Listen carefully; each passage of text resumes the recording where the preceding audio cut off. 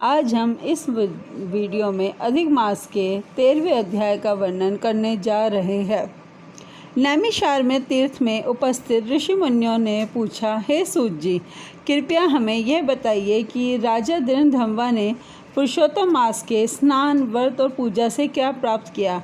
उन्हें विशाल राज्य, पतिव्रता स्त्री, पौत्रादि अनंत सुख एवं योगी जन दुर्लभ भगवान का लोक कैसे मिला। सूत जी बोले, हे ऋषियों, श्री नारायण ने भी नारद जी को यह इतिहास पहले कहा था, वही मैं तुम्हें सुनाता हूँ। हे मुनियों, यह पापनाशक कथा गुरुमुख से जैसे मैंने सुनी थी, वही दृढ़धम्वा राजा की कथा तुमको सुनाता हूँ। श्री नारायण बोले, हे नारद, राजा दृढ़धम्वा को गंगा जी के समान पवित्र पुरानी कथा तुम सुनो।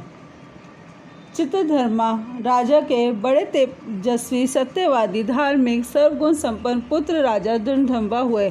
उन्होंने चारों वेद बड़ी प्रसन्नता एवं चतुरता के साथ पढ़े।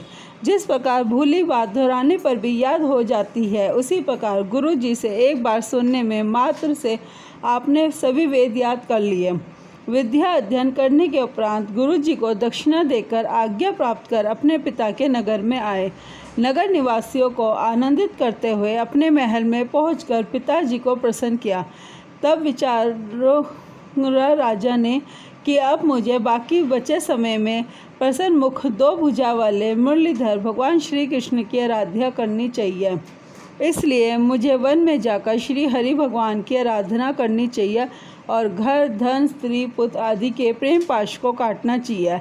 ऐसा दृढ़ निश्चय करके अपने योग्य पुत्र दृढ़धम्वा पर राज्यभार छोड़कर राजा ने मन में श्री कृष्ण का ध्यान करते हुए तपस्या प्रारंभ की तथा चित्तधर्मा तपस्या करते करते वैकुंठ को प्राप्त हुए। राजा दृढ़धम्वा ने पिता के वैकुंठवास के समाचार को सुना। पितृभक्त महाराजा दृढ़धम्वा ने हर्ष एवं शोक में विद्वानों के कथानुसार पिता के क्रियाक्रम किए। पवित्र नगर पुष्करावर्तक में नीति शास्त्र में निपुण राजा राज्य करने लगा। उसकी सुंदर स्वभाव वाली विवर देश के राजा की पुत्री गुण सुंदरी नाम की धर्मपत्नी थी। उसने 4 सुंदर चतुर पुत्र उत्पन्न किए तथा चारुमती नाम की एक कन्या को जन्म दिया। उनके 4 पुत्र माननीय शूरवीर थे। उनके नाम चित्रवाक, चित्रवाहा, मणिमान, चित्रकुंडल थे। श्री नारायण ने आगे कहा, एक दिन रात्रि में सोते समय राजा विचार करने लगे कि यह सब सुख किस बड़े पुण्य का फल है। मैंने तो कोई तप नहीं किया, न दान किया, न हवन किया। इस समय किसके पास जाकर अपने सौभाग्य का कारण जानूं। इस प्रकार विचारते हुए रात्रि बीत गई।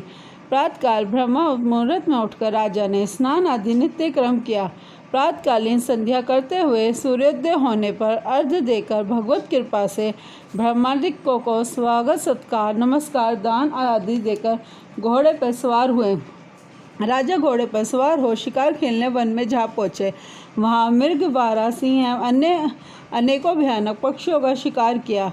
एक मृग राजा दृढ़धम्वा के वाहन द्वारा बिंध कर उस वन से दूसरे वन में भागने लगा।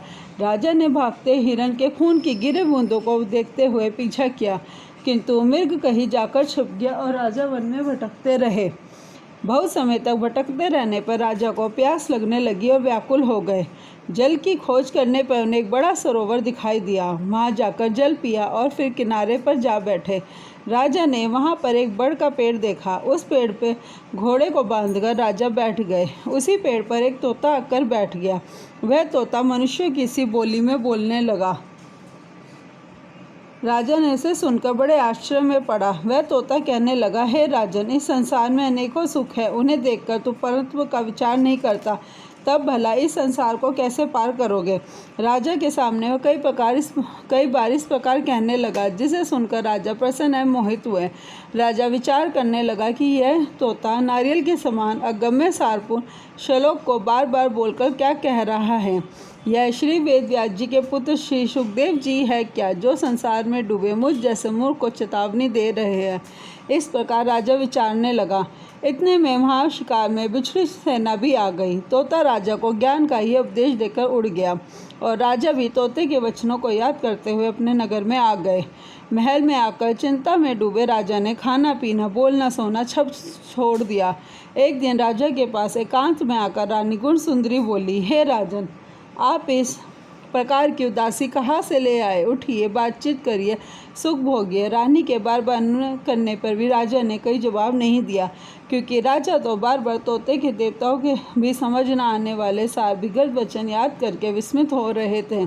रानी ने राजा की यह दशा देखकर लंबी श्वास छोड़ी और बड़ी दुखी हुई, किंतु सोचने पर भी पति की चिंता का कारण न समझ सकी। राजा को भी इस प्रकार सोचते हुए बहुत सा समय बीत गया तथा इस दशा से उभरने का कोई भी मार्ग नहीं दिखा। इति श्री पुरुषोत्तम मास महात्म्य में द्वंद्वबंधोनम खेदो नाम त्रयोदश अध्याय संपूर्ण। बोलो पुरुषोत्तम भगवान की जय, विष्णु भगवान की जय। ओम नमो भगवते वासुदेवाय नमः। ओम नमो भगवते वासुदेवाय नमः। ओम नमो भगवते वासुदेवाय नमः। जय श्री श्याम। अगले वीडियो में हम आगे के अध्याय का वर्णन करेंगे। जय श्री श्याम भक्तजनों।